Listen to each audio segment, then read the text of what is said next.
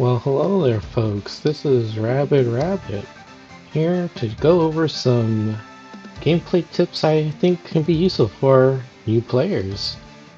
Alright, so I am in a really big mood for Darktide, and I figured out that there might be some interest in gameplay tips, so I will have a total of, let me count here, 15 gameplay tips that I hope can be of use for new players.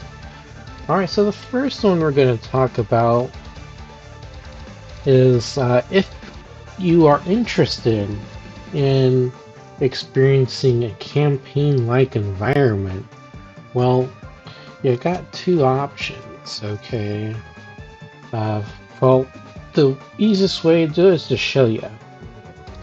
So you click on this button here, Special Assignment, right? And then you'll see that there's two options. First one is going to be Battle for Tertium, and then Road to No Man's Land. So those are the two campaigns. So the first one, Battle for Tertium, it's a little long. You can see there's a lot of different missions. So just go through it. Take your time. Don't rush yourself yet. This is the kind of setting you want to just get a feel for the game, right? And then if you're done with that and you want to experience a little bit more of a story thing, then go to the Road to No Man's Land. It's pretty short. It's like 3 missions. This one's like brand new, which just came out on, I believe, December 2nd, 2025. So brand spanking new. Okay. Also, occasionally, let me just navigate my way over there. They'll also have one-time events where you do something kind of special, and then they're just like extra mission modifiers that are gonna pop up. To check the progress of that, I just want to show you this first. You just go to Sire Melk's Requisitorium. You go to events. And then this will be where it kind of describes, what it is, what you gotta do. These are the rewards that you can get. So they are worthwhile, especially if you're new and you don't have a lot of currencies. So in this game, you're gonna have a lot of different currencies you gotta collect. So you're gonna have, I think these are called Ordo dockets. This is the stuff you can spend at the shop here for weapons, things like that. Then you got plasteel and diamantine. These things will allow you to do some weapon crafting, Curio Crafting, but we'll cover that stuff a little bit later. Sometimes, most of the times, they give you like a frame or some kind of pin you can put on your character, stuff like that. And very rarely they'll give you the premium currencies. Not much, but it's there for people who want to go and collect it, right? So that's the one-time special event stuff. I don't think they really make a comeback. Like once they're done, they're done. But to figure out which ones are the event mission, the special one-time one, they're gonna have event listed over it, and they'll have this icon right here that'll denote that that's the kind of mission it's gonna be for. So if we click on it, it's gonna be the Atonement event. So there you go. Okay. Hey there, rechecks. Editor Rabid here. I forgot one thing.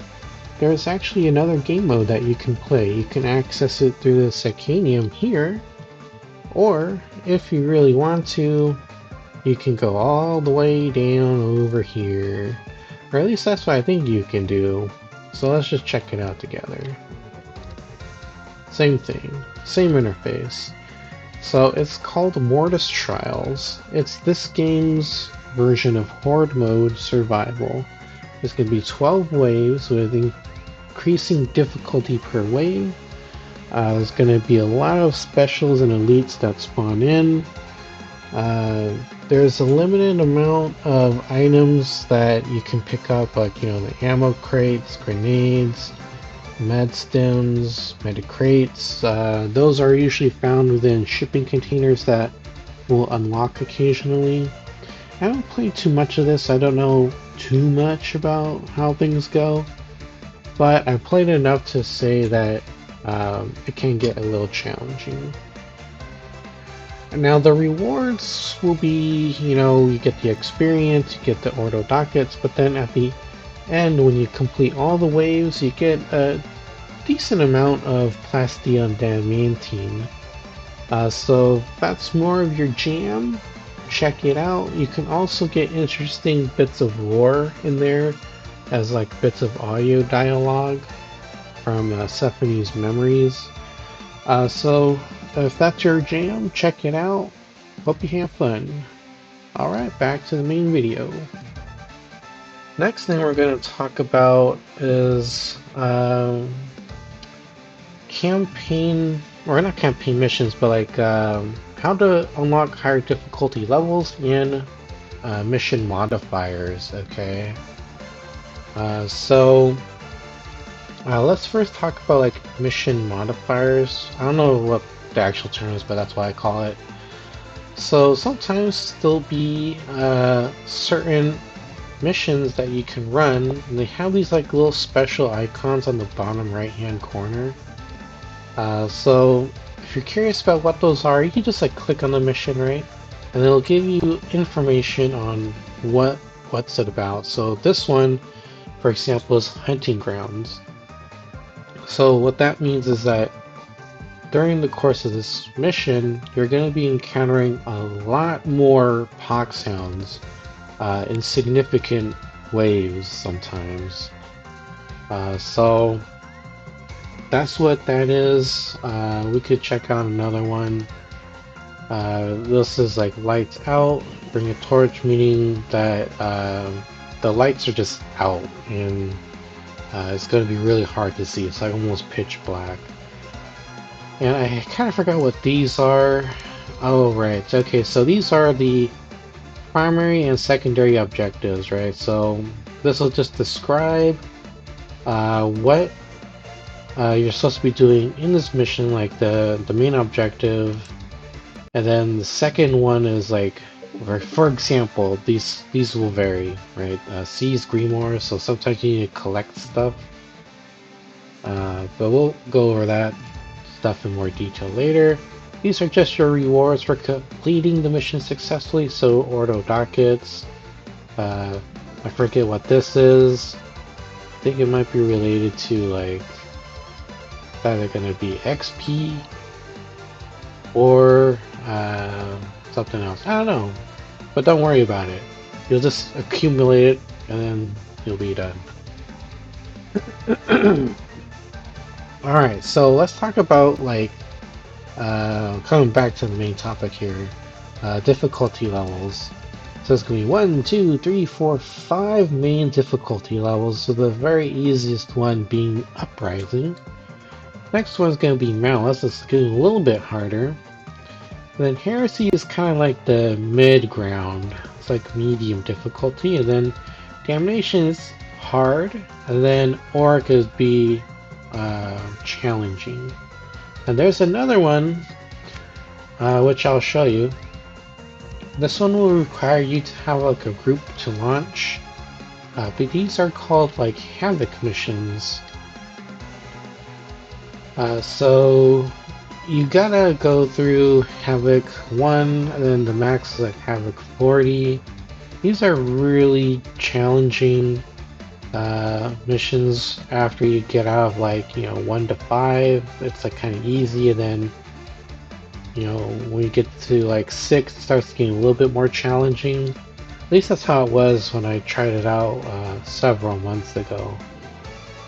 So this is like end game, like if you like being punished and having high octane field gameplay, this is like uh, the difficulty you want to like play in.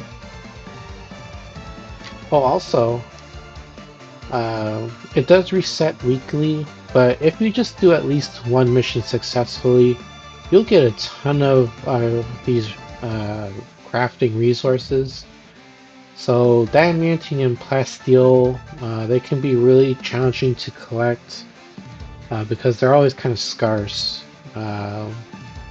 So doing Havoc missions at least once will give you a good amount of them, and then doing the special events will typically yield those currencies.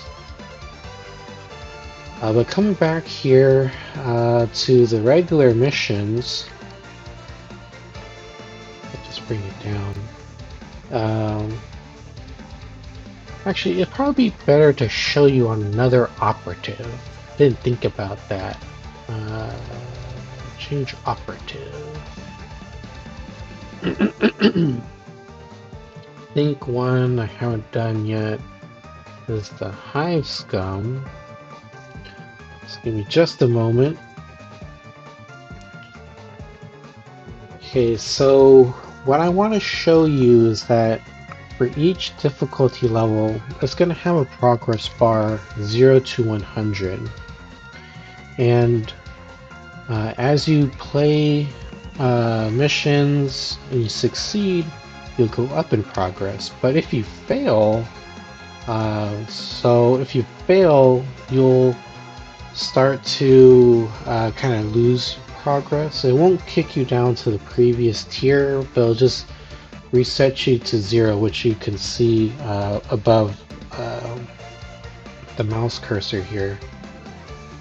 So I'm currently on Damnation, lost some, won some, and I kept losing, so I eventually got kicked back down to 0 of 100. So that's kind of how you unlock higher difficulty levels. Don't beat yourself up if you can't exactly perform very well on a certain difficulty level. Just do your best to build up your skill sets, which I'll kind of go over a little bit later in this video. And then eventually you'll get a little more confident in your abilities, and then you'll start to, over time, get a little bit better at the game. But it's just like anything in real life, you just gotta practice. I hate to say a cliche thing, but practice makes perfect, and eventually you'll be able to progress to higher difficulty levels, okay? Alright, so let's talk about the currency. Alright, so the first one we're going to talk about is, or the first two are going to be plasteel and diamantine. And I'll show you why it's important to collect these. So these are just like hidden throughout, the level that you go to. They'll be kind of hidden sometimes, and sometimes they'll be out in plain sight. Depending on the difficulty level, you'll get more. Doesn't matter who picks it up, it'll be shared equally amongst the team. So plasteel and diamantine can be used to, for example, power up your weapons. You got the prices here. They're pretty pricey to do, so like I don't recommend doing weapon crafting until like you've reached max level, which is I think level 30. Because when you first start out in the game, you're gonna be finding a lot of crappy weapons with bad stats. But before I go show you that,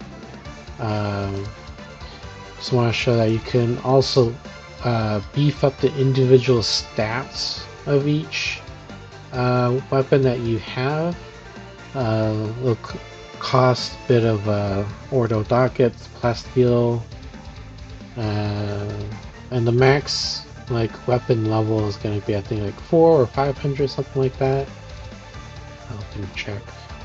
Yeah, max is going to be level 500. You can also spend your resources to give yourself new perks and stuff for your weapons. So I totally recommend doing it later, okay, when you get max level, because at the beginning you're going to be finding a bunch of real craptastic weapons. So, oh yeah. So if we go to the armory exchange, which is right here, right? You can also spend it on, getting weapons here. I'm almost max level, so they're starting to get really good. But sometimes they can be really, really crappy. So, yeah, I'll explain these numbers and what all this stuff means. But just know that the lower the value, the worse the weapon will perform. Okay. Alright, so you can also find heretic idols. These are going to be very well hidden objects in the environment that glow green. They do have this auditory cue to it, but me being kind of deaf, I can't really hear it. But it's out there. I don't know where it really sounds like, so I can't really describe what it is. But they'll have a green glow, and it's unmistakable. Got this kind of green mist coming out of it too. So if you collect those, they're going to be 4 that you can destroy in each level. You'll get a little bit of plasteel for it. You're also going to be able to find these things called martyr skulls. There's almost one in every map, but if you find one and you do the little puzzle to unlock them, you're going to get a little bit of plasteel for them. So the higher the difficulty level you go, succeed on them, the more Ordo Dockets you'll get, and the more plasteel diamantine that you can find within the mission when you're playing it. Okay. So there's actually one more currency that I want to go over, which is from Sire Melk's Requisitorium. So each week you're going to be able to work on these particular set of missions. Sometimes they'll be easy, sometimes they'll be hard. The ones I usually want to avoid are ones where you gotta collect grimoires and scriptures, because those are usually pretty high in number. You gotta find 16 of them, and not only do you gotta find it, but you gotta extract with them. So if you die, you drop it, and most times people lose track of them. So I really recommend to skip it, to kind of replace it. All you gotta do is click on the particular mission or the contract, and just click replace task. So that's going to cost a little bit of money, but it's free on the first one. So do it. If you don't like it, it's going to be free for the first roll, so it's all good. I like this one, it's fine. I want to save my money because I'm using that to buy weapons for each class. I'm currently doing a gameplay challenge where I try to max level all the weapons. Alright.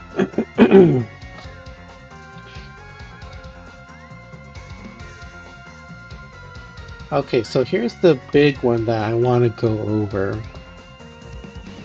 This is going to be weapon crafting and curio crafting.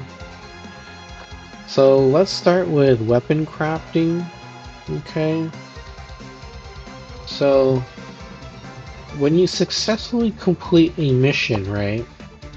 I wonder if it'll show it here. So let's check it out. I can't quite remember. Let's see. Click on those. Oh no, it doesn't. Alright, so sometimes when you successfully complete a mission, it's up to RNG, but sometimes Big Ol' Emperor will gift you a weapon or a curio. So that's one way to start getting weapons and doing weapon crafting. The other way that you can start doing weapon crafting is... Actually, I should probably switch over back to my veteran. Where is it? Because this will lead me into the next thing here. So you can spend your Ordo dockets on the Armory Exchange. And I kind of bouncing around a little bit because I did forget to mention Sire Melk's Requisitorium. These things are called Ordo ingots. Then you can spend it on these two things, get weapons, which I'll go over after this particular section here.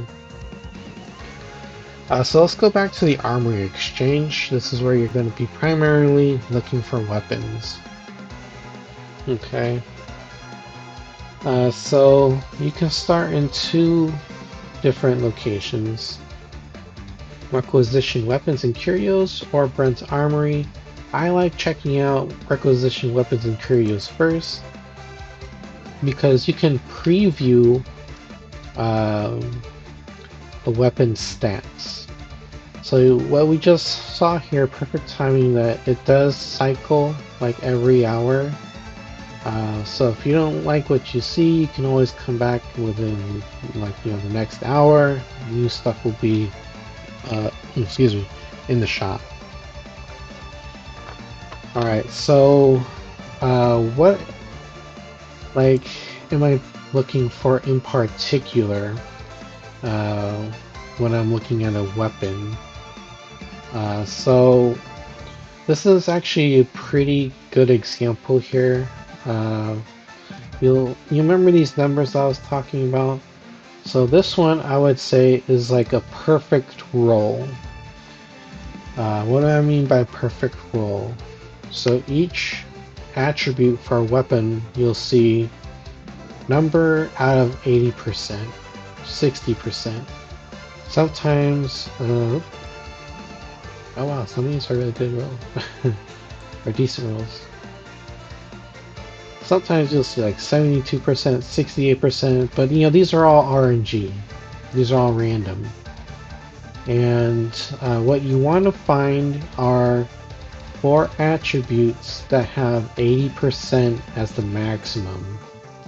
Which you can see, this one's actually pretty good. Most times, from what I understand, I could be wrong about this, people don't really care for mobility as a stat for a weapon.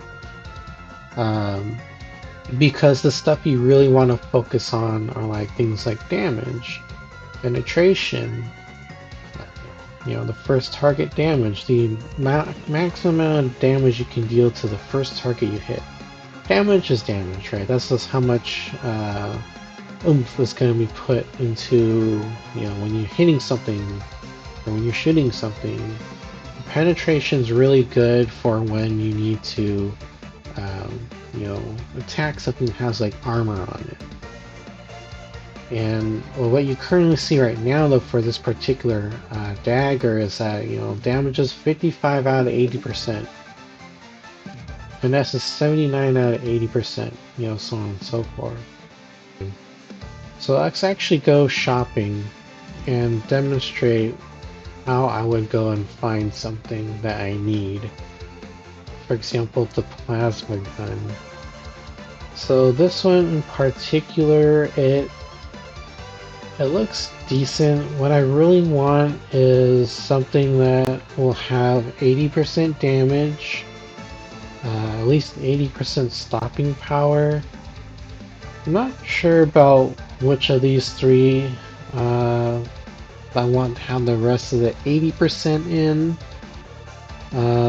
Maybe the charge rate and maybe even the ammo.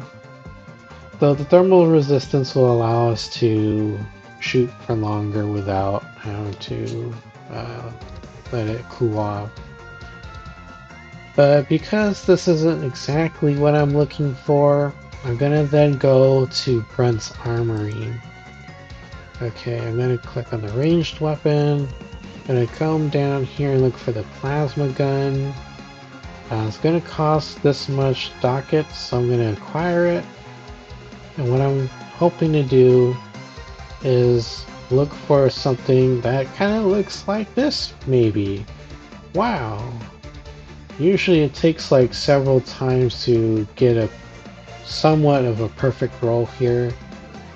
I don't know how well this gun performs with like a low thermal resistance. I haven't really used it yet, but this is what I typically do when I'm trying to find a weapon that has the perfect roll for the stats, right? Yeah, okay. No more extra demonstration. But you kind of get what I'm saying. It's like you go through Brent's Armory, select the weapon category that you want to find something that has like the perfect stat in. You rinse repeat until you get the desired result. So this is very expensive to do, so it does take a bit of time. Like I have a good amount of like dockets, but if you're starting new, you kind of need to like save up your cash a little bit. That's why I say that don't worry about finding the best weapon when you're starting new, because you're going to be finding stuff that's like 0% out of like 50, you know, 10% out of like 60. You're going to be finding a lot of low-end stats at the start. Alright. Okay, so the next thing I want to talk about is that like once you find that particular weapon that is like the perfect roll, right? Well then you just level it up and don't worry about, you know, distributing like mastery points yet through the blessings menu. Just go and click on a bunch of random stuff until you leveled it up all the way to level 20, and then that's when you can actually start crafting something that you really want to use. So when you are ready to start beefing up a weapon, right, you want to go to Hadron and then go to Entreat Weapon, select the thing you want to power up and craft. So I'm just looking for something that I want to use. Looking for a pair of shivs that I saved up somewhere, which is, I think, this one. No, where the heck is it? Yeah. So let me just find the one that I wanted to do. Somewhere in here, I lose track of things because there's so many weapons.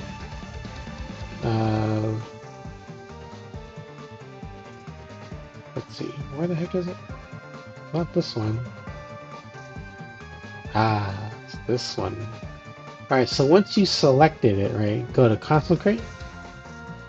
Go to Consecrate again. You're just going to keep clicking on it, and then you'll notice that it starts changing rarity. So Profane's the most common junk you'll find, and then it goes all the way up to like Exalted or Transcendent or whatever. So now that it's like max rarity, you want to go to Empower, then hold that button to upgrade it. You'll see that it's going to cost you a lot of resources, so make sure you level up the thing you want to level up and use. And then eventually you'll see that, you know, the stats for the weapon will go to whatever the number is that's on the right. So like, for example, damage is now 80% out of 80% when it wasn't that way before. Alright. And then you'll see that everything's maxed out now. And then from there, you want to go to Re-Bless. These are the mastery points that you invested in for the individual weapon family. Always go with tier 4. Those are going to be the things that have, like, you know, the maximum passes that will help beef up the weapon and do some crazy stuff, right? So, you know, just read through the stuff. It might take you a second to determine, you know, what you want to do. Some of these like blessings are kind of garbage in my opinion, and some of them are really, really strong. So, you know, look through them, figure it out. You can always look up guides and stuff online. There's plenty of other people out there that do those things. I don't really do that quite yet. I will someday when I have time, but people I recommend that you can check out on YouTube is, I think, what was their name? Jericho or something, but the one I like to look at is Mr. E. He sometimes does builds and stuff. Very knowledgeable. So they're pretty big YouTuber. They got really good content that like goes over like details and stuff all the time. So you know, check their content out if you want like a more in-depth look at for like how the game works and how you know, to do build and stuff. Okay. So now that the blessings are done, the next thing you want to do is refine. This will actually give you the chance to select a specific perk for that particular weapon. Sometimes it'll be like, you know, give X amount of damage to a certain enemy type, you know, give you plus 5% critical hit chance, things like that. So these things are up to you to decide, but you know, play around with it and see what works for you. All right. Okay, so now that's done, let's talk about weapon mastery and sacrificing a weapon. Okay. Alright, so let me see if I have like any garbage that I can like throw out here. Nope, I don't really have anything that I want to chuck. Oh, I lied. This combat blade, the Transcendent one. So let's kind of like compare. Not to my current weapon, no. So I need to equip this, and I want to select this and hit G on the keyboard. I don't know what that's going to be on the controller. So you're going to need to figure that out. But what we are doing here is we're comparing the two weapons now. So why do I want to potentially throw this one away? Because we're going to take this to Hadron and sacrifice it to power up this Profane Dagger. Well, you can see that the numerical distribution, you know, the number that's like right here on the right hand side of the stat, not all of them are at 80%. You know, this is 80, 77, 80, 65, 78. However, for the profane version, the profane rarity, this is 80, 80, 80, 80 with mobility in 60 here. So I think this is something that would be a perfect roll. I could be wrong about the mobility thing, but that's something that I kind of just learned about by watching different people's content, online on YouTube. But there'll be some cases where you want to have 80% mobility, but I want to focus on the other stats first because all these other things are going to enable this thing to hit harder. Alright, so that's why we're going to sacrifice this particular dagger. Alright, so we're going to go to Hadron, Shrine of the Omnissiah. We're going to select Sacrifice Weapons. And then we want to click on the Combat Blade because that's the thing we want to power up through the mastery points. So we're gonna, we could just read this first. Sacrifice weapons. Select the weapon type to increase its mastery level by sacrificing any weapons from your inventory. Only weapons of the redeemed quality or above can be sacrificed. Weapons that belong to the weapon type you sacrifice for yield more mastery experience. Okay. So if I put in a shovel, but I want to sacrifice it for the dagger, that means that it's not going to yield as much experience points, or these mastery experience points, versus like if I put in a different combat blade for this family weapon here. So we're going to select that, we're going to continue. So maybe we could show like a visual example. See, that's 2065. See if that's actually true. Where's that dagger? Hello? Where'd you go? Oh my god.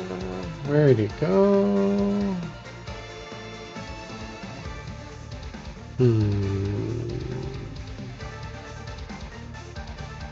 I am confused. Hold on. Oh, it's because I got it equipped. I think. Yes. If you got it equipped, it's not going to be put in the list, which is a good failsafe. That's what I usually do. So it's a guarantee I'm not sacrificing it. Especially if you got multiple weapons of the same, category. So let's do it again. Combat blade. So as we saw, this is 2065, but what if I clicked on this? This gives me, wow, 10,710 XP. Wow. Alright, so there you go. Visual example of what that looked like, right? So yeah, I want to do it. So you can filter things here, but I like the manual control. So I selected it. Double check. This is the thing that you want to sacrifice. Review the stats.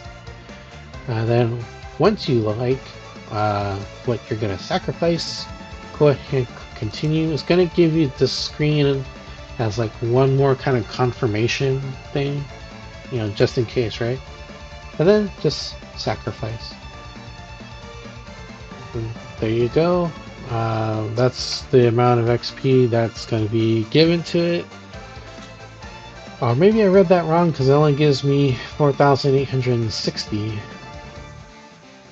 Let's click on that shovel again. Oh, I don't know why it says here, but whatever, right? You saw the blue bar was larger on the shovel, on the dagger than the shovel, right? Okay, so that's how the sacrificing weapons work. Oh yeah, like I was saying earlier, it doesn't matter what you add. Let me show you the menu again. Doesn't matter what you distribute at the start, right? So take for example the dueling sword. Because at these lower levels, these things are going to just kind of suck. So you can just put it in randomly, and then once you get to the max level, 20, each weapon is level 20, that's when you can finally start to consider which kind of blessing you want to give to your weapon. Okay? Because if you do it at the beginning, you're just going to be wasting your resources, your currency, because remember, that stuff is hard to find, it's hard to accumulate.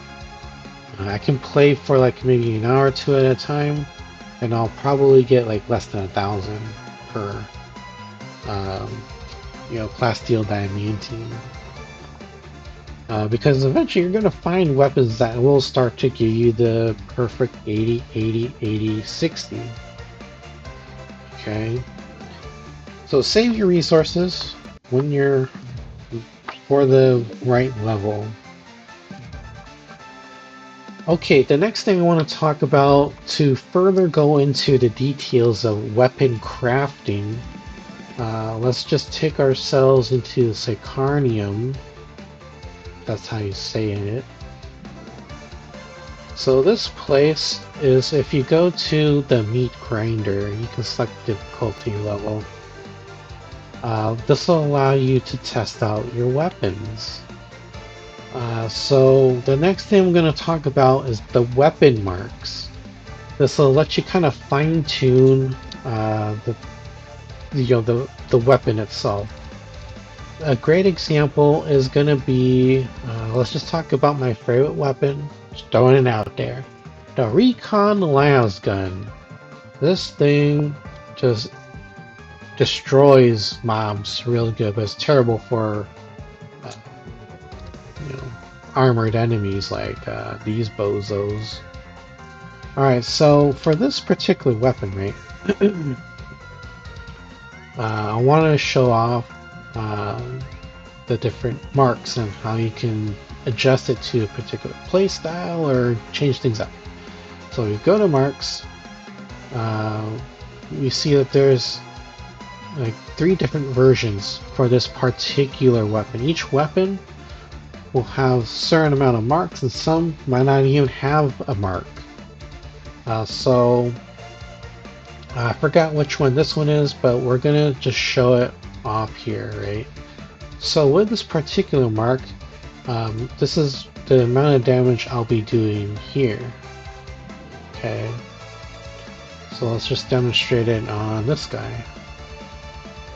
Shoots really fast, right? Okay, what if I change the mark? Akachan mark 14?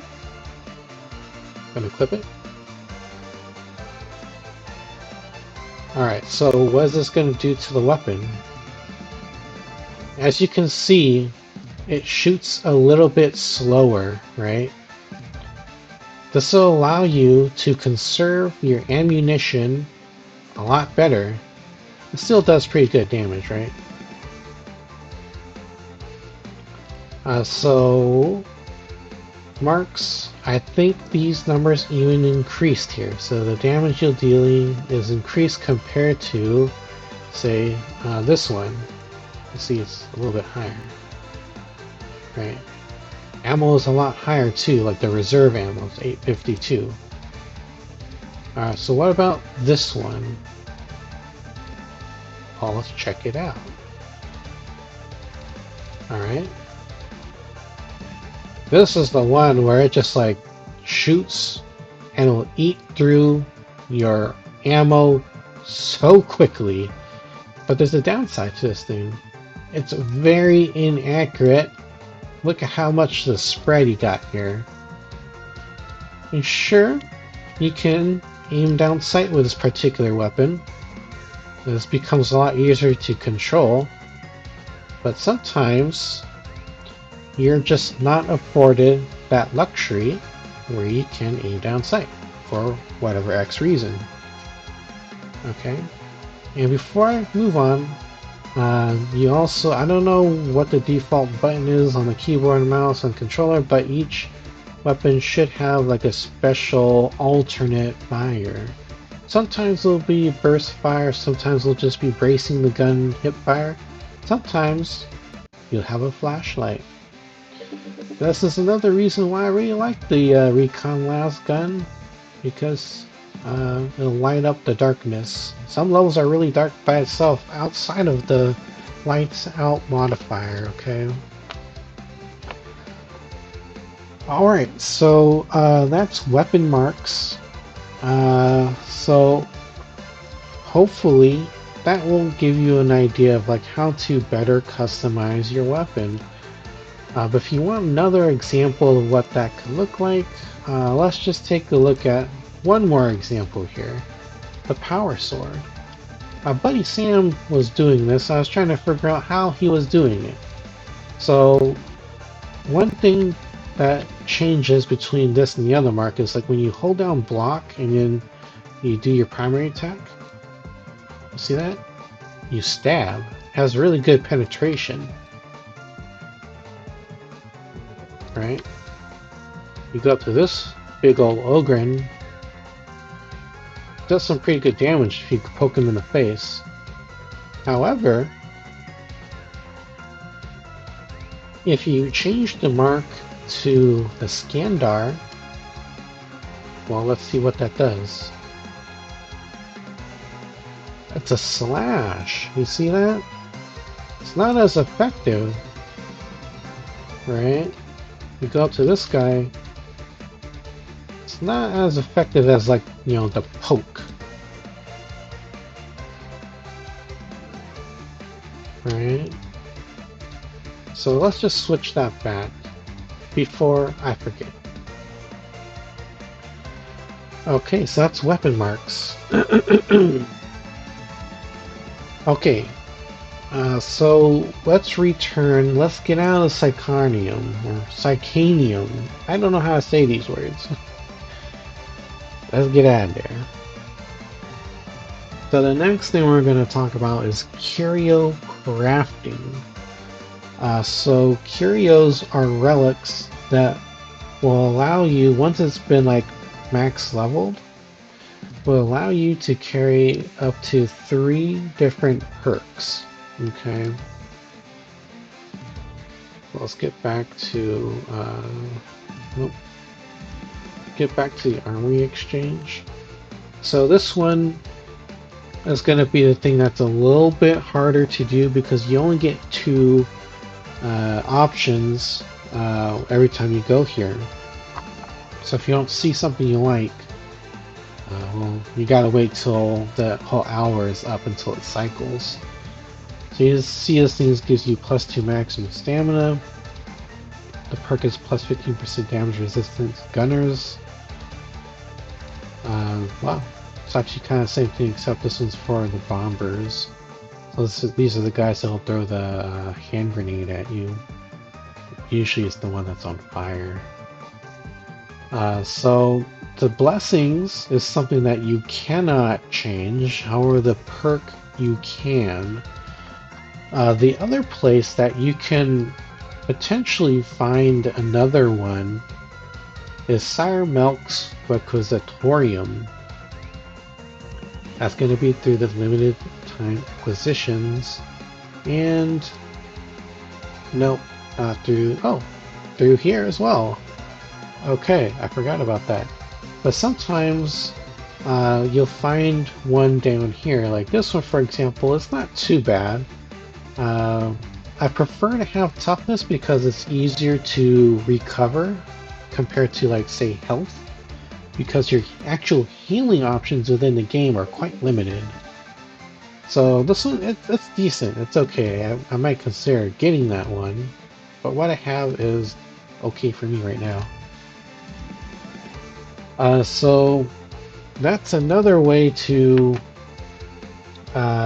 do Curio Crafting, and then you just need to go to the Shrine of Messiah with Hadron, You just go to the Curio icon, select the thing you want to upgrade, consecrate it to get to the max level, and then I think the max level might be 400. I can't really remember, but that seems to be what it is here. But you'll see you get 3 perks each time you level up to a certain amount. You'll get another perk, but you get a max of 3. You can refine it, so select the thing that you want to change out.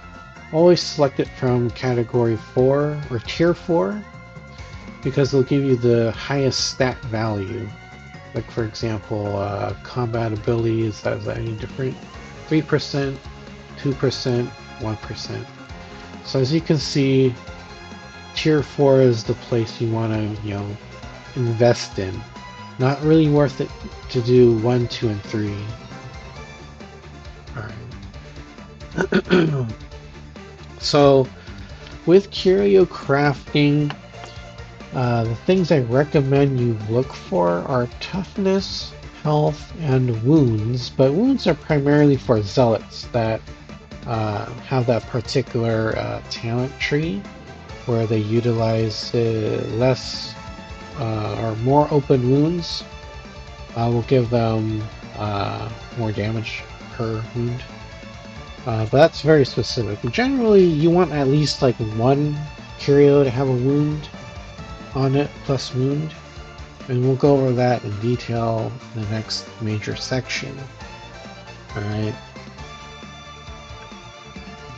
So, those are... actually, let me double check. Let me get out of here. I always get the 2 wordings mixed up. So yeah, the things I just listed off are the blessings. But for the actual perks, what I recommend is actually having all 3 in revive speed, and then having one of them on a resistance to X damage. For example, if you have a really hard time squaring off against gunners, then you do resistance to gunners, and then plus toughness.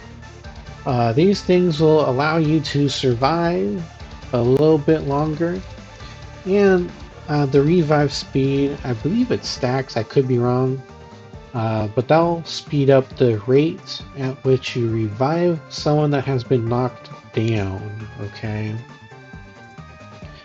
Very important that you have a high, as much of a high value as you can for revive speed, because that's going to be pretty vital on higher difficulty levels when there's like a lot of crap flying in your face and every second counts.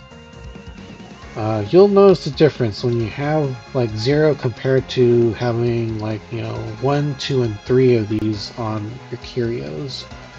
So try it out. See if you can notice a difference. Okay.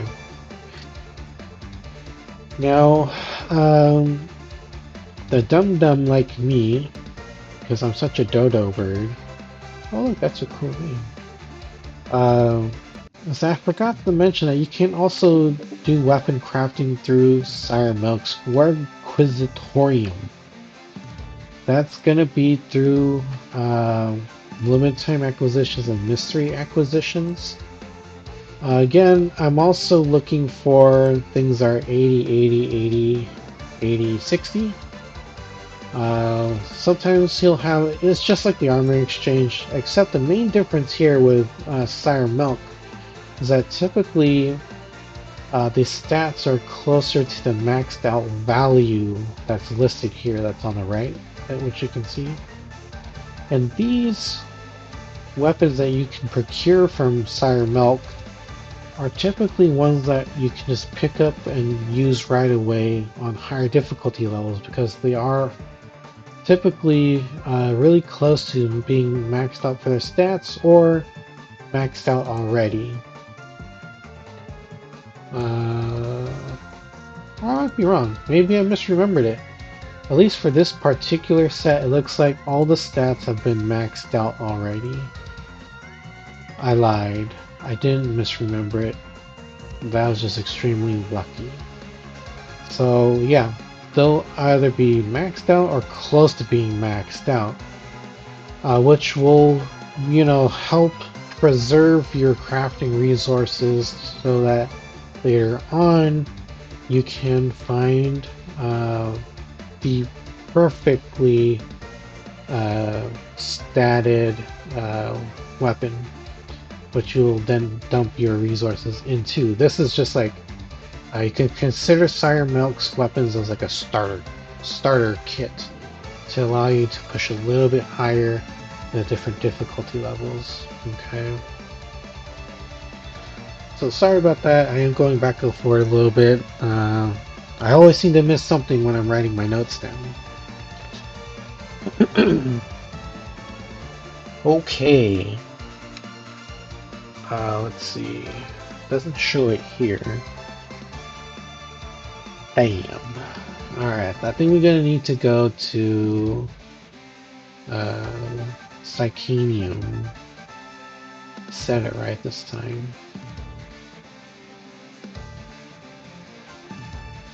Damn, Stephanie, you crazy. You see that?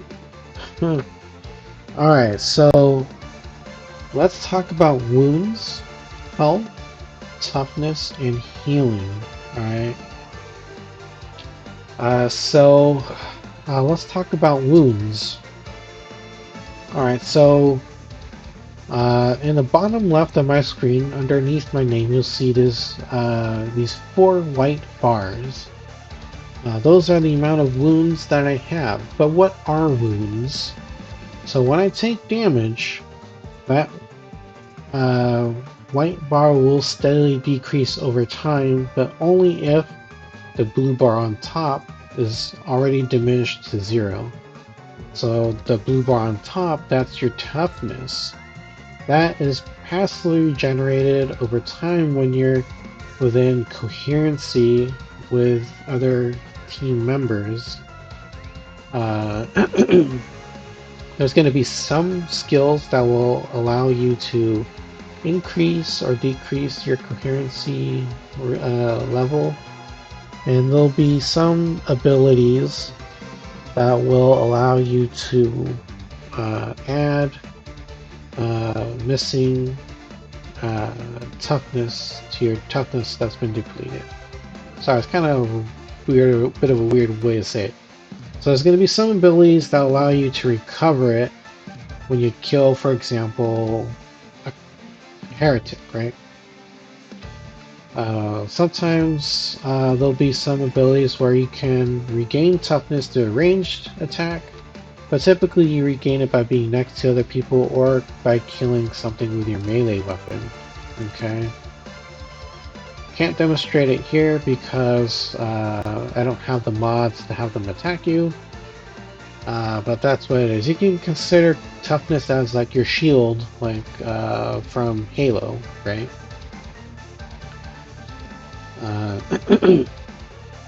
Alright, so wounds does not mean that it gives you more health. It just does its best to evenly divide whatever your total health is, and divides it up evenly, equal to the amount of wounds that you have, either from your passives, your talent tree, or from your curios. So as you can see, I have 4. I could probably have 1 less and free up that one particular curio. Actually, I could probably free up one of these, because have 2 curios that have +1 wounds. I could probably have it give plus toughness or plus health. But that's up to you. The things I said earlier are just recommendations that I think could be helpful. So every time that you're incapacitated, right? Meaning your health bar depletes to 0, you're going to be knocked down. When you get revived, you'll have 1 less wound, and it should turn into like a purple bar. That cannot be healed through medic crates, but this is what a medic crate looks like. Medical crate. So you take it, you deploy it, and then you can't see it here, but if you have the right mods for it, you can, if you look online through Mr. E's thing, Mr. E's videos, he does go over the mods he uses. I recommend checking them out. But there's like a little bubble around it that shows you the field in which you can start getting healed in. Now this thing will stay up for either 5 minutes or when 500 health has been healed in total to the team, whichever comes first, right? Nothing will destroy it. Explosions don't destroy it. Melee doesn't destroy it. It's just kind of there, so that's nice, right? So that will heal white colored wounds, but it will not heal purple colored wounds. To recover purple colored wounds, you gotta use the med stim. So you just, for me, I'm holding right mouse button and I can do left mouse button to heal myself, but because I am not damaged, it won't work. You can also hold down the right mouse button and then if you're close to another teammate that is damaged, you can just stick them with us by pressing the left mouse button, I believe. So yeah, the other way that you can heal purple colored wounds are to go to a Medicaid station. So it's gonna have let me see if I can find an example here. If they have one in here, oh, they probably do near the cosmetics section. So we'll go check that out. I think they call them servitors. So they're gonna have, I don't think there's one here, but the armory exchange guy is one. Here you go. So you see that dude in there in the cage? There's gonna be something similar to that, except it's gonna be encased in its own little cubicle, and then it'll say Medicaid station when you get close enough to it. You interact with it, it'll heal you up to full health, also recovering any wounds that are purple in color. Let's see if there's another one around here. Nope. That is the first trader. Nope. So I guess there's nothing else around here. I don't think there's also anything in here either. Oh, there you go. That's what they kind of look like. You know, look for this guy, or this kind of servitor creature dude, and you'll be able to interact with it. Sometimes on higher difficulty levels, though, they will not give you maximum charge. So typically on lower levels, they'll give you a max usage of 4 charges, you know, 1 per person in your team. But like I said, higher difficulty levels, sometimes you only get like 1 or 2. And sometimes you might see a fuel cell or like a fuel container you can pick up and then use that to interact with the Medicaid station, which will then give you the maximum amount of charges. So that's something to be aware of. Alright. Let's see. Anything else in my notes? Nope. Oh, yeah. When you do reach your last wound, and then you get knocked down that final time, then you're just going to be dead. So I think it's like 20 to 30 seconds later, you'll respawn in the map. Usually it's going to be forward of wherever you died, so the team has to fight through the map to get back to you. But then you get a chance to be rescued, but typically you're going to be guarded by a bunch of heretics. Usually they're going to be elite, forget what the word is, but like elite or specialist, you know, the big bad guys in a game that will be guarding you, so they need to go and attack them first to clear the way. Typically, a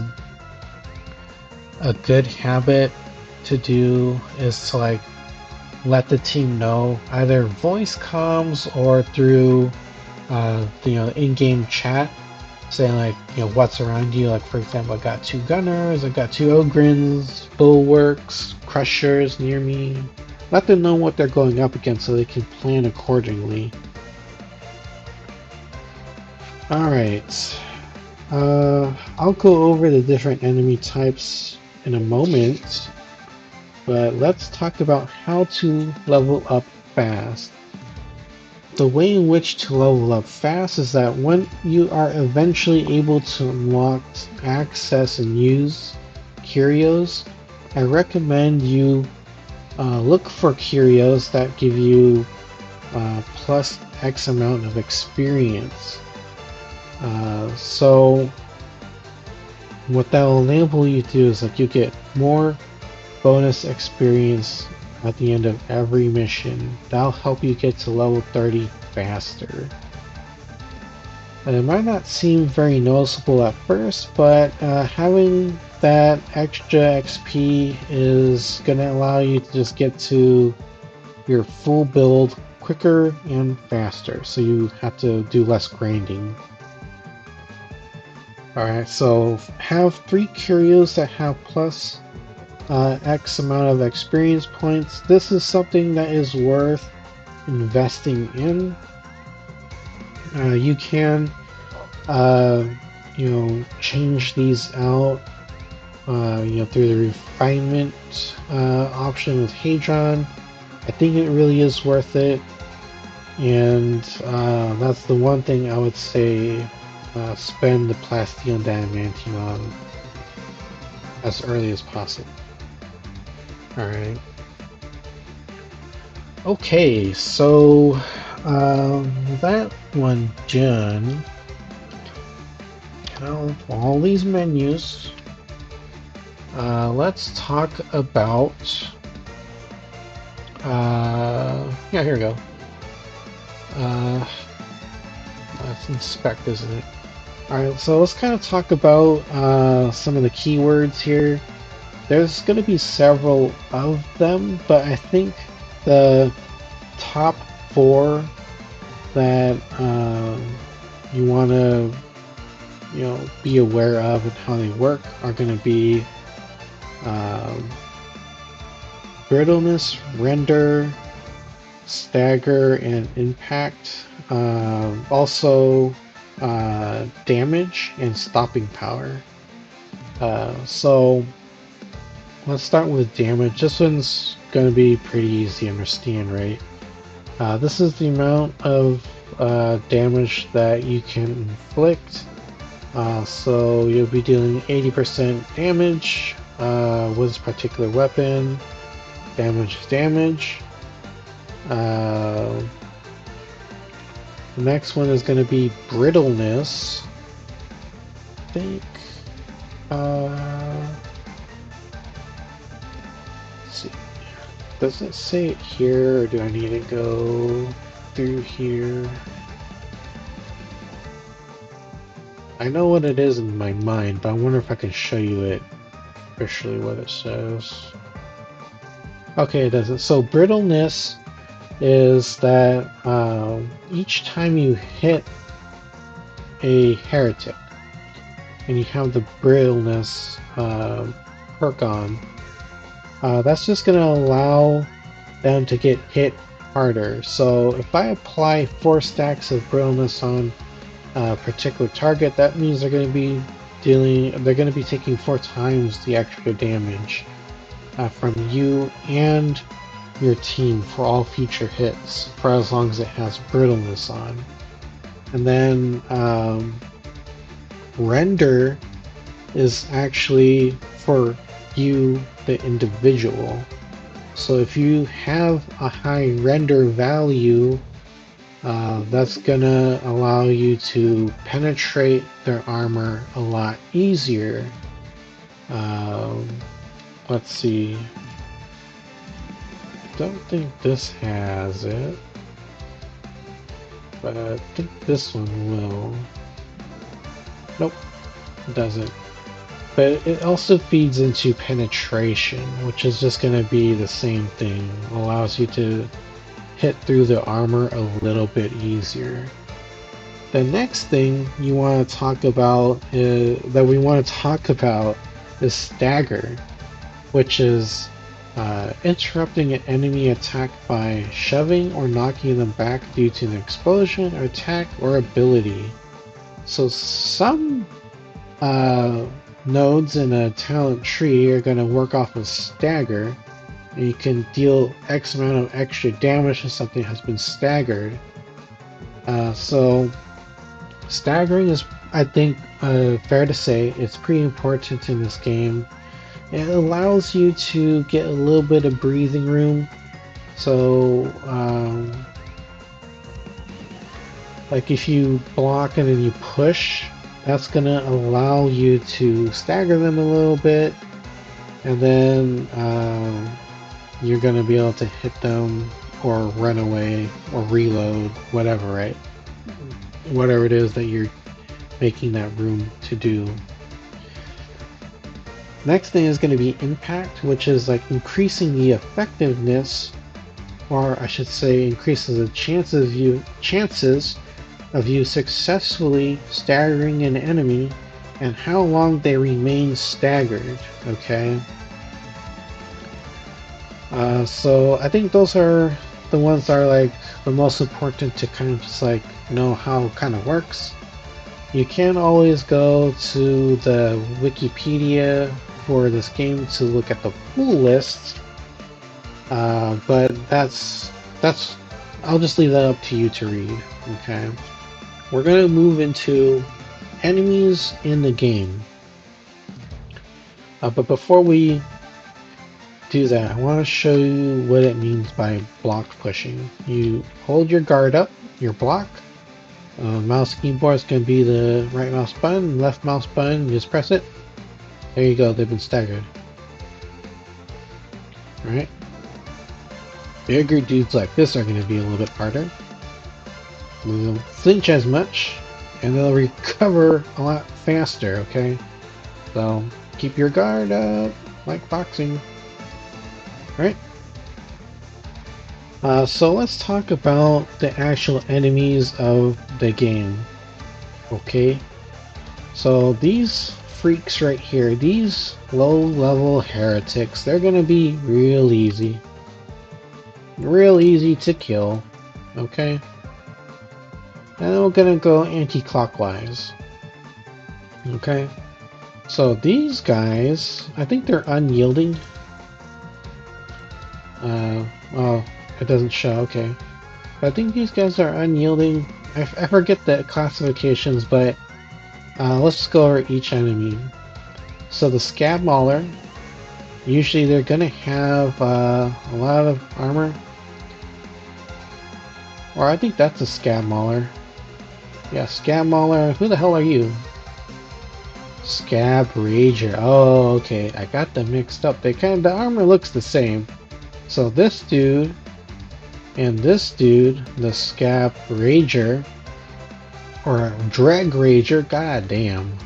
I don't know the names, I just know they're deadly. So these two heretics that I just pinged, they're gonna have unrelenting strikes, meaning they're just gonna keep attacking you. There's not a lot of cooldown. But once they decide to target you, they will follow you, and they will very easily break through your guard. Watch out for this guy's uppercut, because it will wreck you.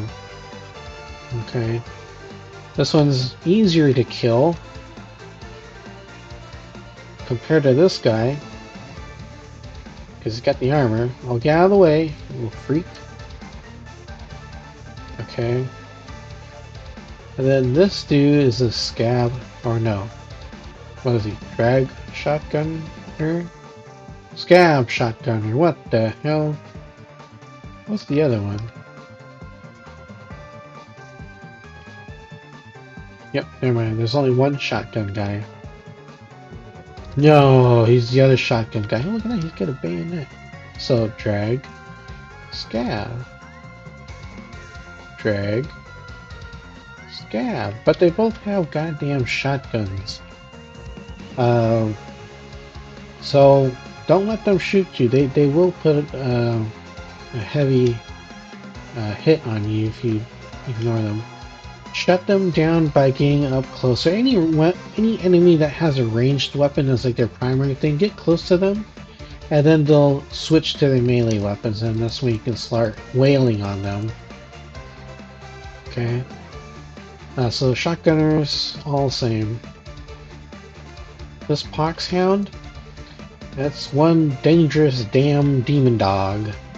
This thing will pounce. Then once it successfully pounces on someone, it's not going to stop. It's not going to get off them. They're going to slowly eat away at your health, and it's going to produce purple wounds until you're dead. And then that's it, you're done. So the thing you want to do with the Poxhound, when you hear them, running around, and when you hear them growling, you hear them howling, you put your guard up, you look around, and you say, "Oh my god, there's a Poxhound." You shove the dude. You shove the dog. And then once you shove the dog, you hit the dog until it expires, okay? So, bad dog, okay? So, that's the Poxhound. Also, what I'll let you know is that when it's like mid-air, when it's already leapt in the air, you can also shove block it, or block shove, whatever you want to call it. As long as you do the shove before it makes final contact with you, you'll force it back. Also, you can also shoot this thing off of someone, and then you'll be able to save their life. If it's already on someone, just do the shove or hit it hell hard to get it off. A weak attack will also get them off them as well. Sneezing on it will, cause them to stagger, so that's just a little tip right there. Alright, so the Drag Tox Flamer. I hate this one so much. It's a flamethrower. It produces a green flame that will linger on the ground for X amount of time. So if you don't shut this one off, immediately they're going to fill up the current area up with flames, and it will deal a significant amount of damage. So kill that freak. Alright, so the mutant, or mutie for short. So this thing, you could consider it like a linebacker, an American footballer, or if you're in the European countries, you can think of this as a rugby player. Very goddamn brutal.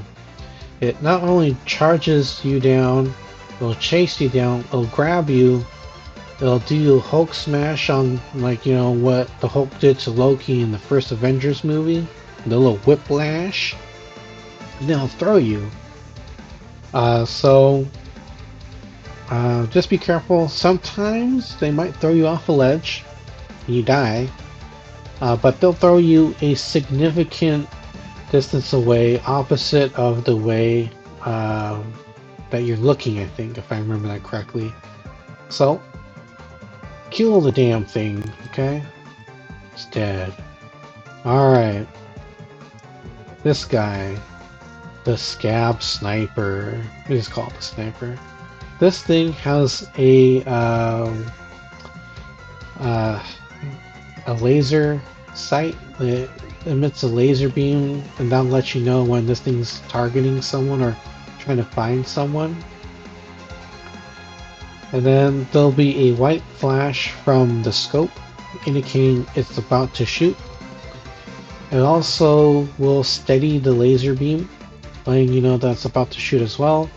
Deals a significant amount of damage, so kill the damn thing. Alright, pretty deadly. Their health is pretty low too, so you can just sneeze on it and they'll die. Alright, this goddamn fool here, the Scab Trapper. Well, this is like one of two most deadly heretics. First one being this goddamn dog. Bad dog.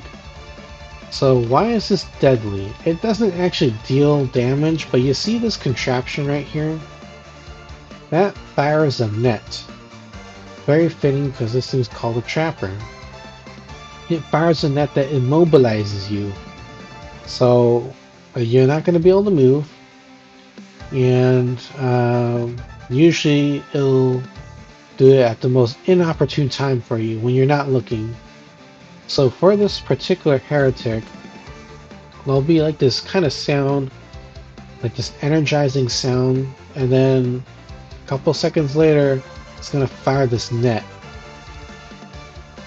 So when you see this fool running off in the distance, make sure you shoot them, or if they're close and you hear that wind-up electrical sound, you put up your dodge, or you're blocking, you dodge. Okay. I don't have very much. It's kind of close, so you can't really do it here. I can't show it off. But dodge. You don't want to dodge backwards because sometimes they're right behind your ass. So best to dodge left, dodge right, or dodge left, and then you kill the fool. Okay. Aw, he died. Next one is going to be the Drag Tox Bomber.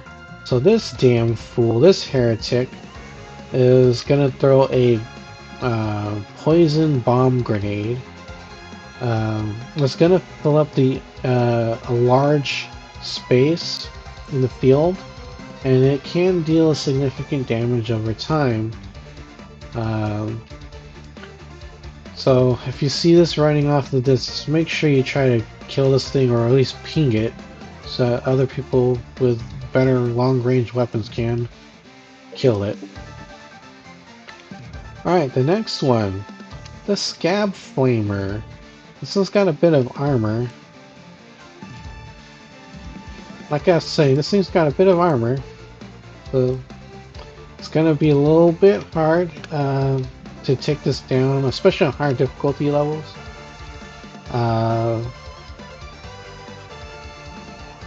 I mean, honestly, it takes quite a few hits, like maybe 4 uncharged hits here in a normal damnation game.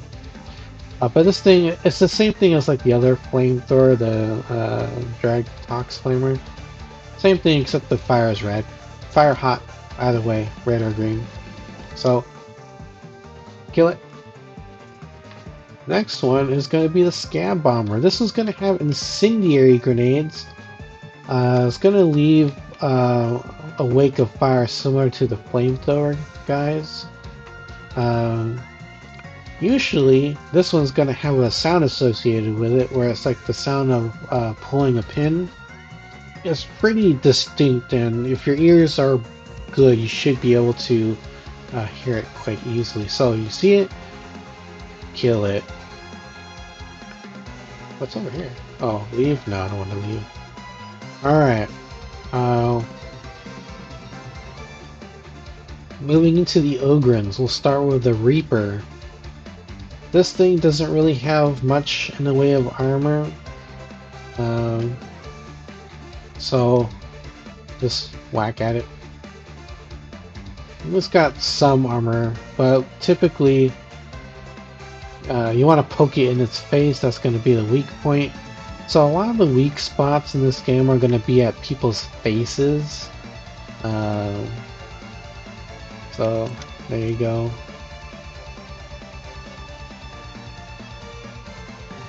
There you go. Die. I said die. Okay. So let's come back to the Reaper. I just like killing them. It's so fun. Alright, so they're gonna have this twin-linked stubber. It's gonna shoot repeatedly. They're just gonna shoot fast and they're not gonna stop. So, thing is that you either want to kill them from range and make sure you are in cover, aim for the head, or if you're in combat or melee combat, you want to get up to them, hit them a few times, dodge around them, until you start seeing them winding up their shoulder here. This one right here with the shoulder pad. Then they're going to try to hit you with the butt stock of the weapon, or there's no butt stock, they're just going to try to melee you with the weapon. When you see that happen, you dodge, okay? Alright, you dodge and you attack. You wind up for a heavy attack, or you do that with the sword. That's the gameplay tip for the Reaper. So, what's this one called? The Bulwark? Ogryn. The shield, it's gonna block all attacks. Try not to hit it because they're gonna block. If you get close enough, they will shove you and it will take your toughness down. So ideally you can start with that, have them force the block, and you jump sideways and then you attack the back, and then you keep dancing around them. Okay, keep dancing around them until you get the opening to hit them. Okay. Their weak point is their head as well, but also their backside. Okay. Alright. Next one is going to be the Crusher. This goddamn monstrosity, but not an actual monstrosity. There are boss monsters that are labeled as monstrosities, Modifiers. So this big Ogryn is covered in armor. So they're going to have a couple attack patterns, or a few. They're going to try to hit you with the butt end of the weapon. They're going to try to do a side swing like this with that end of the weapon right there, or got this crazy ass overhand strike that will flatten you like Tom and Jerry. If you ever watched that cartoon, that thing's like a homing missile right now.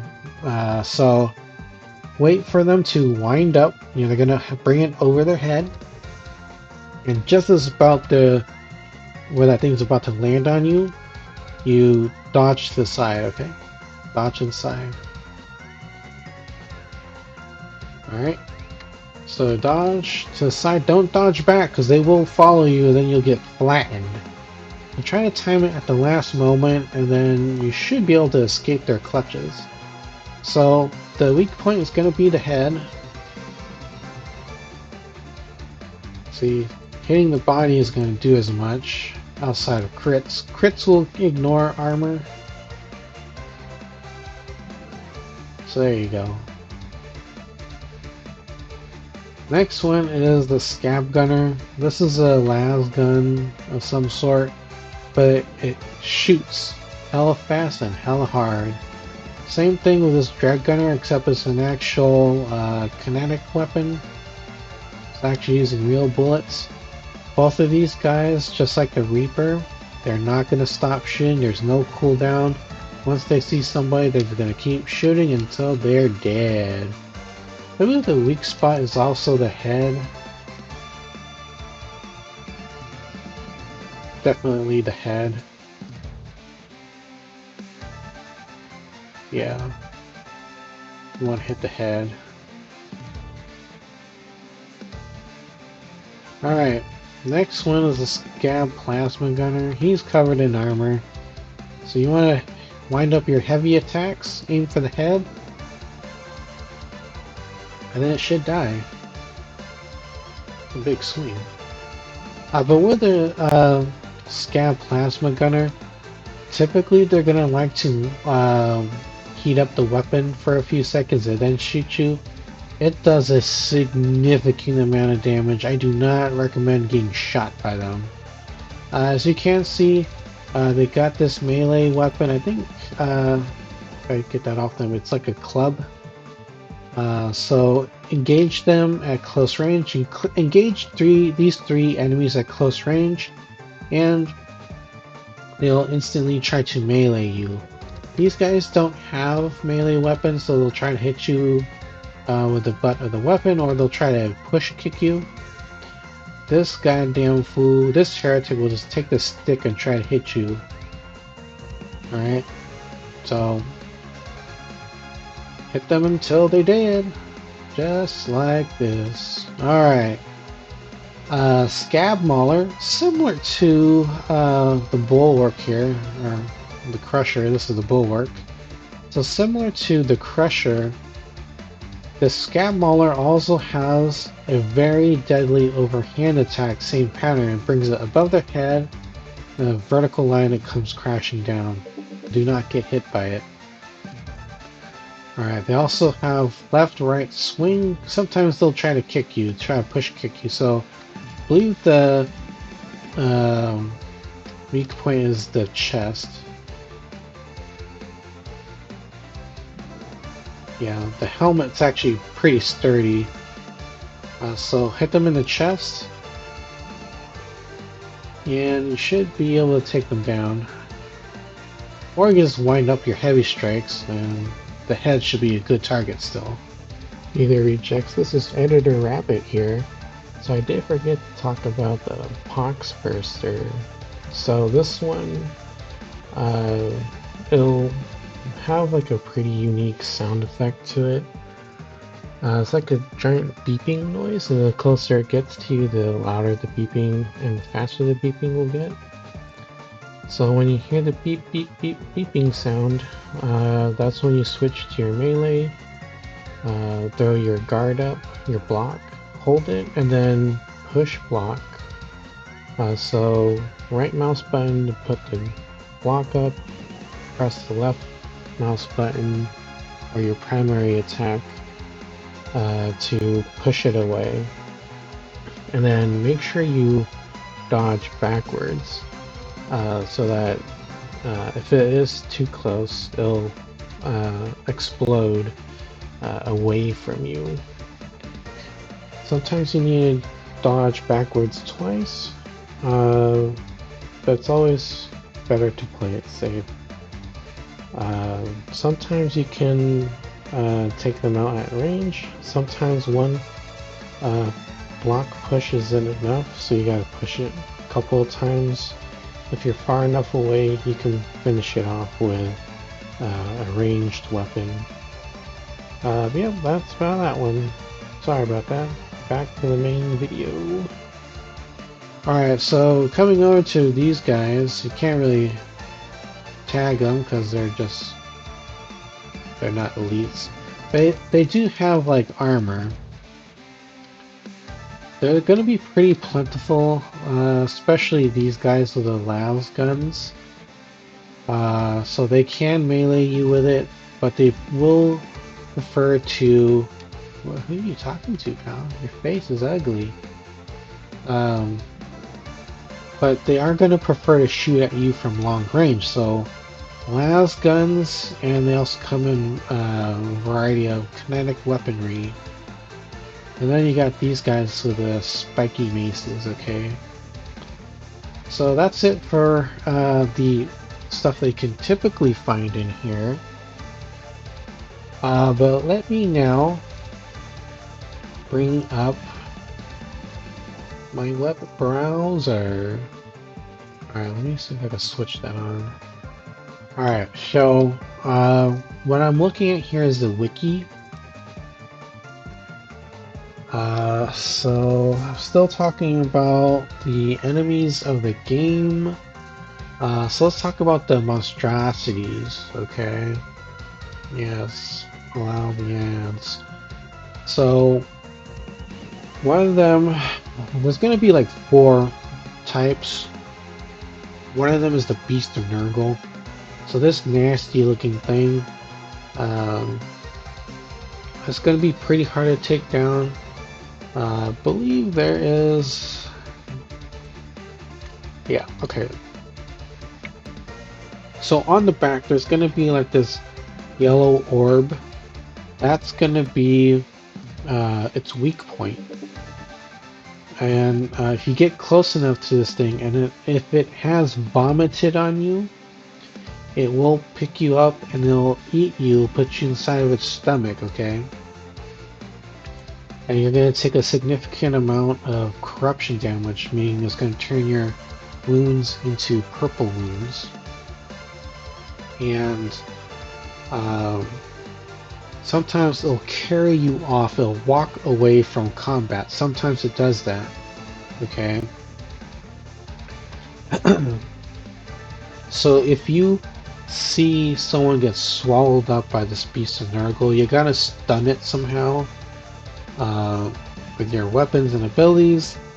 You can also hit it in a yellow orb on its back, and that will release the person that's been stuck inside the gullet, pretty much.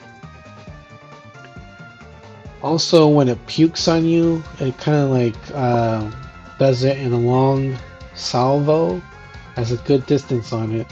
Try not to step in that goop and try not to get barfed on, because that's also corruption damage. Let's talk about the Daemonhost. So this is what it typically looks like. Sometimes they can be very hard to see. I tend to have a hard time seeing it because it blends in with the shadows a lot in the dark areas of the game. The color palette in this game is pretty monotone, so I have a hard time seeing it, but you can definitely hear it. It'll be like these faint echoes that you can hear, and typically there's going to be like these green misty swirly clouds around it. So every time this thing attacks, it's going to produce just a little bit amount of corruption damage on your wounds, for you and those nearby. So you want to make sure that you kill it as fast as possible. And as a general rule of thumb for these monstrosities that I'm going over with you now, you just want to, whoever it's targeting, throw your guard up and then dodge around it until it de-aggroes and then it attacks someone else. So block and dodge is the go-to method here, because these things will hit pretty hard. The Daemonhost hits pretty fast, and the Beast of Nurgle hits slow, but it hits hard. It also has like a tail whip, so if you try to get to the backside, it will try to defend itself that way. Alright. Now, if I do have the video recording up, I'll show it now. But basically, you can cheese a fight with a Daemonhost by going up and down ledges. And then after a certain amount of time, it'll just disappear on its own, and you won't have to fight it again. So climbing up ladders, jumping up and back on top of a ledge will force the Daemonhost to teleport to your location, but as it teleports in, you just go back up and down the ledge until it teleports again. But if you're standing on the ledge above it, you know, directly above it by a couple feet, it still can actually reach you and hit you, so that's just something to keep in mind. And when this thing finally knocks someone down to the last wound, it will take you and kill you, so you'll need to be rescued at a later point in the game. So that's the Daemonhost. It's very fast. The Plague Ogryn. This thing, so this one that does it too. I think both of these will try to charge you. But this one will definitely be moving pretty fast. I think the Plague Ogryn and the Chaos Bomb are considered to be like the ones that aren't too bad to deal with. Their attack patterns are pretty predictable. You block, dodge until it de-aggroes, and then you wail on it. You can keep your distance, and then if it's unavoidable, it should be easily manageable for melee. With a Chaos Spawn, it kind of does the same thing. It, stomps around, charges, but this thing will actually grab you, and then it'll munch on your head. So if your head's getting munched on, someone else needs to walk up to it and punch it in the face pretty much. Or stagger it and then it'll let you go. Alright. So yeah, what else? Alright, so there's gonna be some environmental hazards, okay?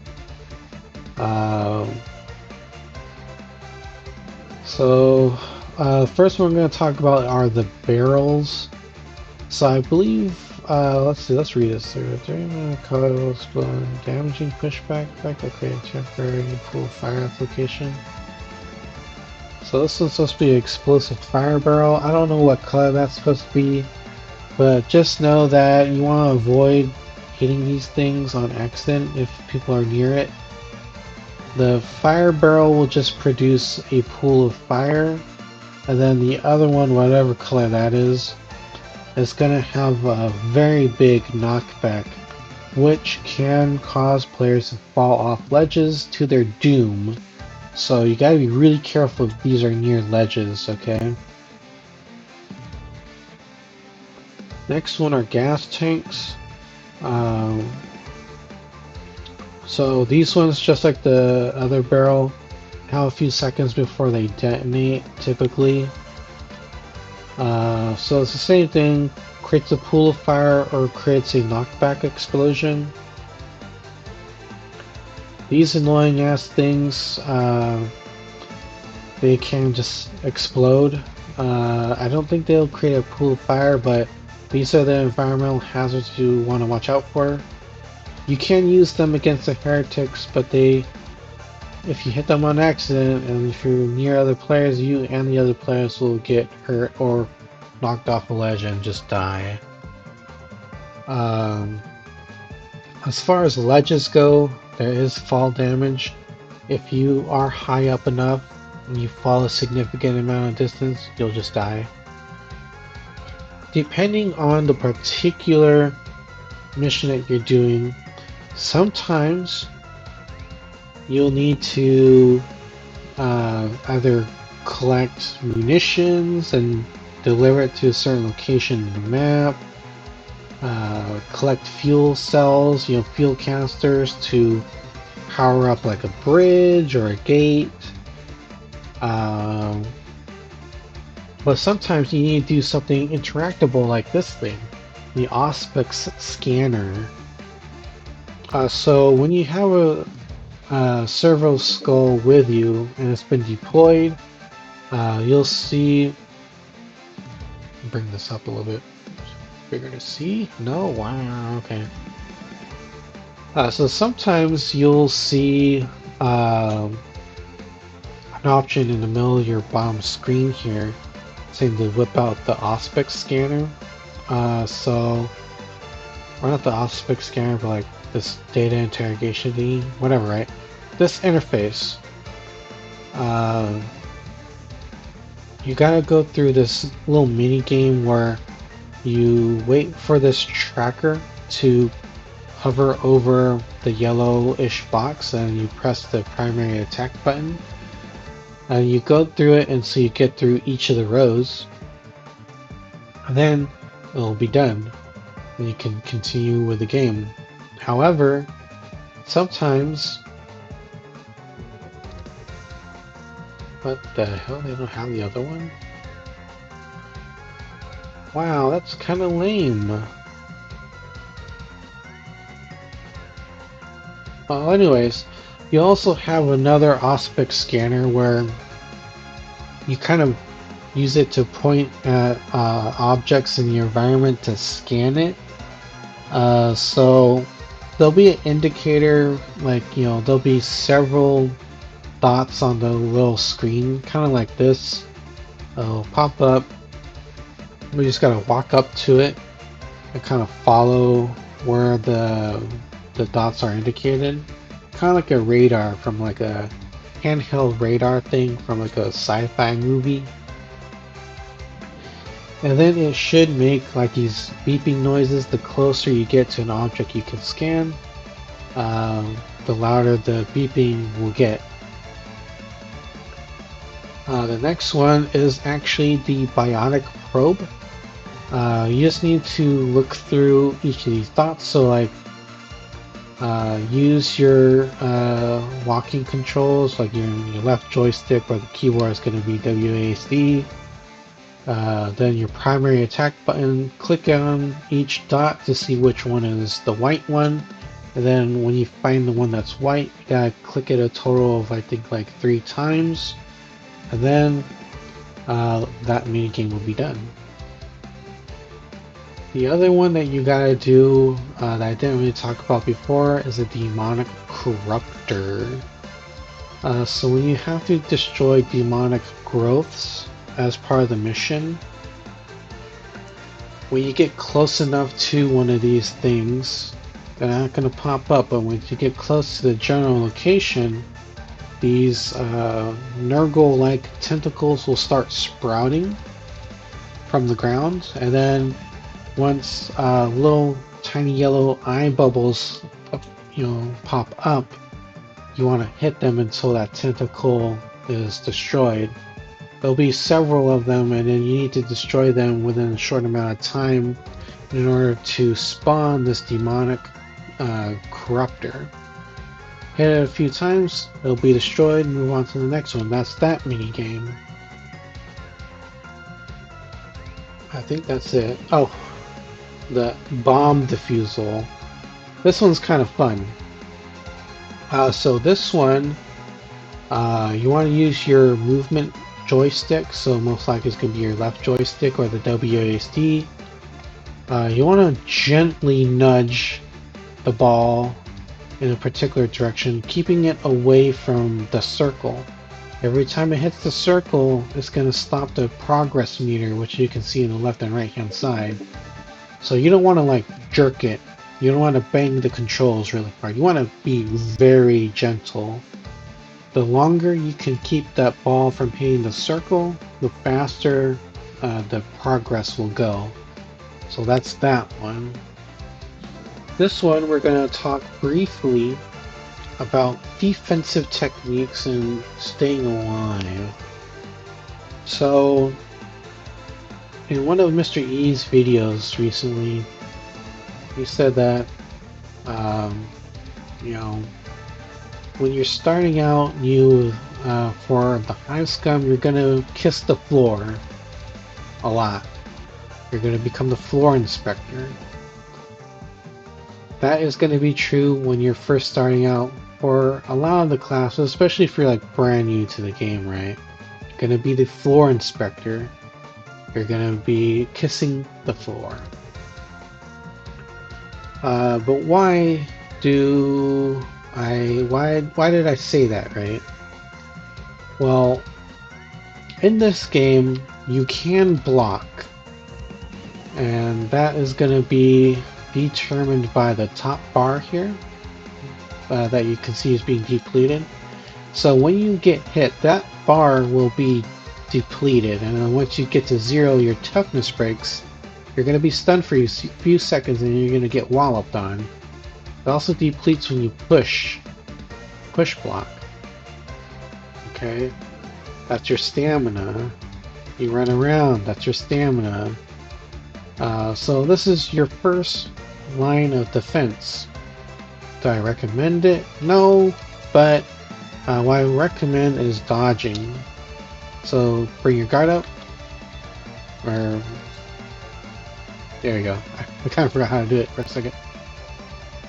Alright, you can dodge when you don't have your guard up. They'll just like, you move in a direction, left, right, back, press your jump button, you'll dodge in that direction.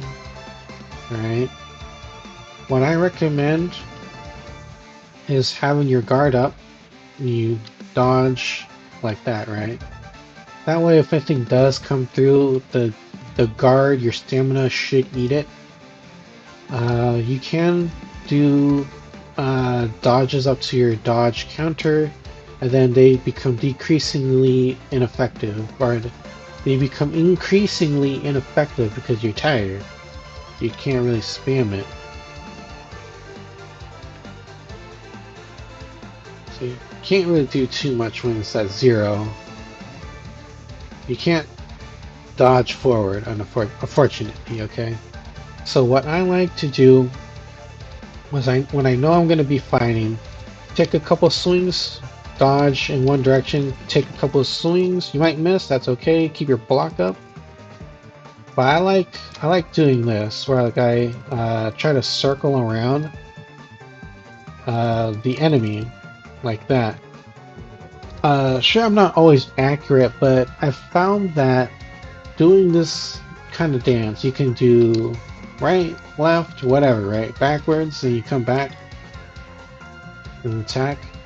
You develop your own technique for dodging and blocking, okay? But that's what I do. I like going around in a circle. You push a little bit. You can do that. Dodge. This will force them to pivot. And because they're pivoting, they're going to have a hard time to catch up with the attack. So you do this and you mix in the dodge with the block, you're going to be kind of okay. Unless there's like a significant amount of like heretics, then obviously there's going to be some attacks that come through. So if I have a clip of that, I'll also show that in like maybe in a small window here in the video. A video within a video. Alright. So that's kind of like what I do, right? You can push, block, that creates room. Like, look how much room will like with these regular guys, right? These regular heretics. These are going to be the ones that are going to be in the largest amount of numbers. And sometimes you just want to push just to make room. So you can, dodge, let your stamina recover, let your dodge counters recover, and you can go back on the attack. You don't want to stand still and just attack, right? Standing still in this game is a death sentence.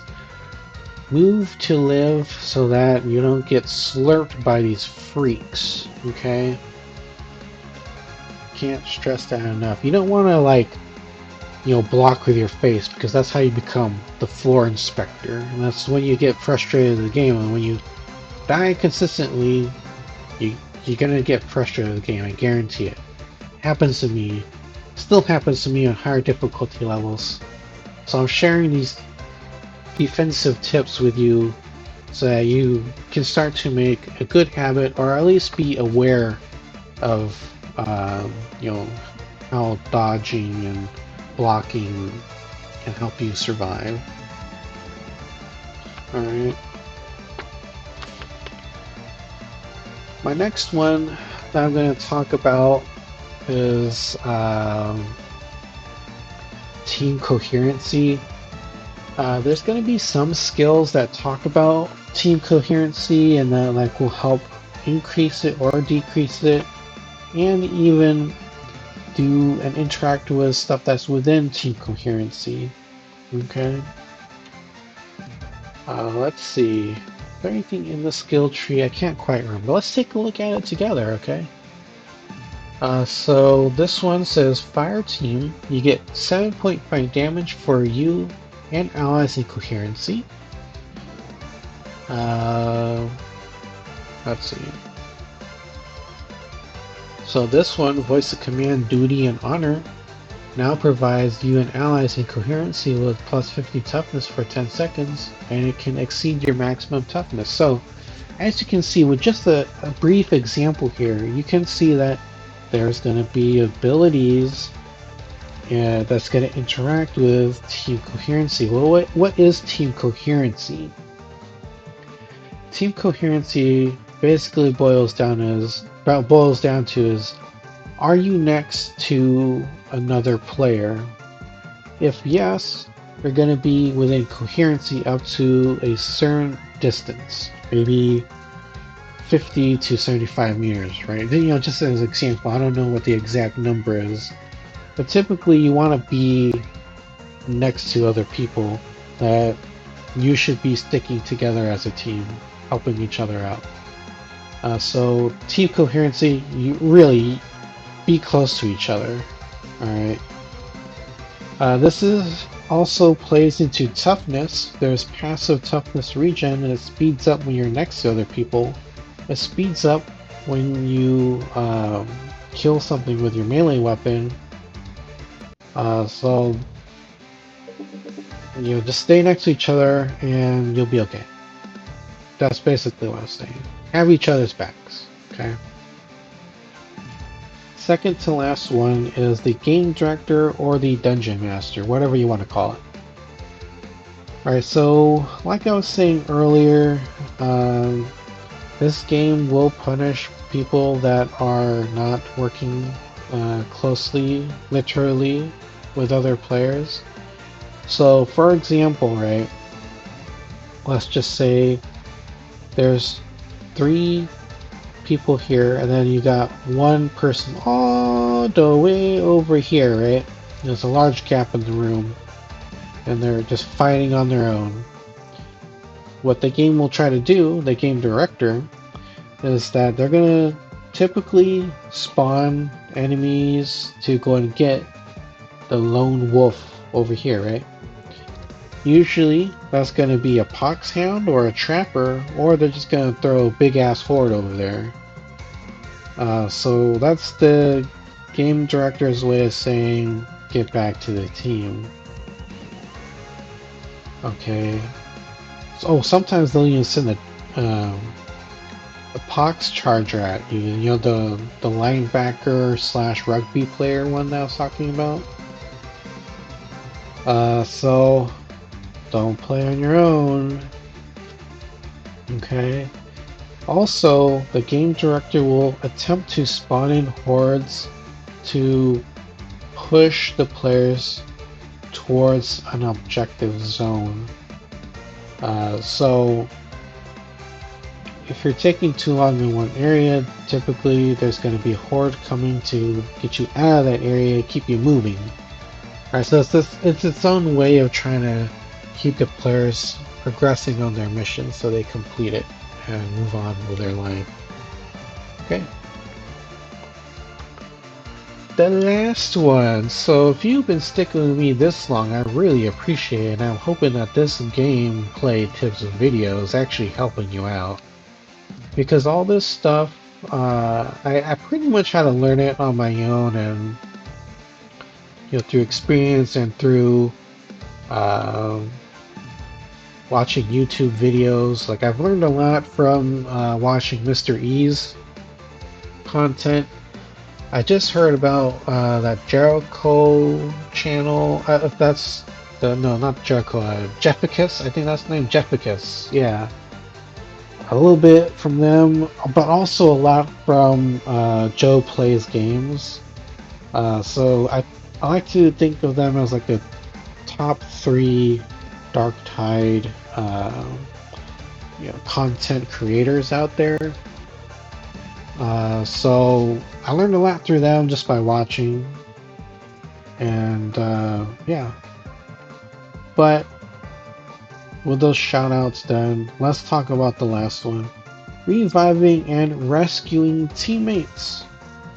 So if you see someone that's been trapped by the trapper, try to release them from the net, because it's going to be faster to do that compared to reviving them from a knockdown state. So in a knocked down state, they're going to take longer to revive, which will then open you up for attacks of opportunity. So just make sure your toughness is pretty high, or you stun staggered everything around you, or just try to kill everything. But also keep in mind that if you are using the 3 curios with the plus the team revive speed, then you can dash in there real quick takes a few seconds. And if you're quick enough with it, you should be able to revive them while in scrub. So if you are having trouble trying to revive someone when there's a big ass horde in the way, don't rush it. You gotta make sure that you live so that you don't go down too. The worst thing you can do is try to revive someone and then you get yourself killed as well. So try to play it smart. Try not to be too gung-ho with that particular situation. If you can't get to them, you can't get to them. Just clear out the enemies as much as you can and then you try to pick them up. And hopefully the other people will do the same for you. Alright, so another way you can increase your revive speed is that for some talent trees, let's take for example the veteran. Let's see, where the hell is it? This one. Sometimes you're gonna get some talent nodes where you can increase your assist speed and revive speed. So definitely invest in those if you can, because that will help you pick up people faster, and it's going to be pretty noticeable when you have it paired up with like the perks from the curios, like I keep mentioning. Okay. Yeah, I think that's all I got. My God, this is a long one. 2 hours of me yapping here. So yeah, this is it. Hopefully you got some value out of this video. I don't know how helpful it will be, but I hope that it can help you. I greatly appreciate it if you can share this with your friends, your gaming group. If you want to watch something that's like on the side, you know, you're at work, you're at school, you can watch this stuff but don't get caught. Don't blame me, that's going to be on you, right? But if you even want to watch something while you're on the crapper, you can also watch that here. Alright? But I greatly appreciate if you can share that with your friends and gaming groups, and I greatly appreciate if you can subscribe to the channel. Alright? What a shameless plug, right? Wow! But that'll let you know when all my content goes up. I do gaming shorts, I do gameplay tips videos. I'm trying to expand into Darktide. I want to do gameplay tips videos, loadout builds, talent trees. But I also do record a gameplay. Sometimes it'll be no commentary, sometimes it'll be commentary. And then I'm also streaming this game. I do Starship Troopers Extermination. Currently doing Rise of the Tomb Raider. I'm doing this game. Yeah, that's all for me. This has been Rabid. Appreciate your time, and I'll catch you rejects later. Peace out, my homies. Have a good one.